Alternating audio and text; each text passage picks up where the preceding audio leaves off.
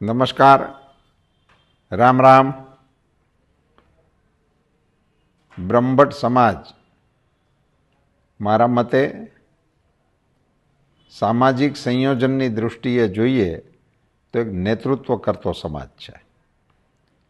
એમનો ઇતિહાસ, એમનું વર્તમાન એ નેતૃત્વના ગુણોથી ભરપૂર છે. માતાજીના એમને આશીર્વાદ છે અને એમને કારણે ઇતિહાસની અનેક પળોને બ્રહ્મભટ્ટ સમાજના પૂર્વજોએ પોંખી છે, એને માર્ગદર્શન કર્યું છે. વર્તમાન સમયમાં પણ બ્રહ્મભટ્ટ સમાજનું એ તેજ વર્તમાન સમયમાં પણ નેતૃત્વ કરે એવી સમાજની અપેક્ષા છે.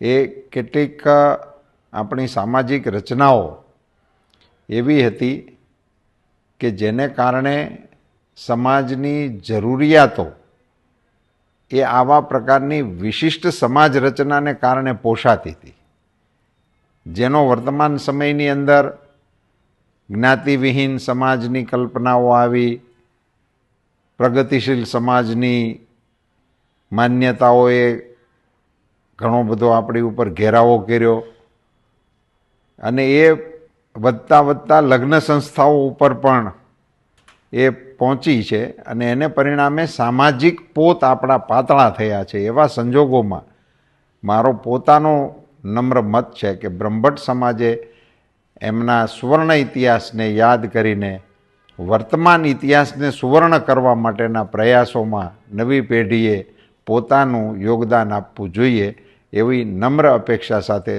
સૌ બ્રહ્મભટ્ટ સમાજના ભાઈ બહેનોને મારા જય માતાજી.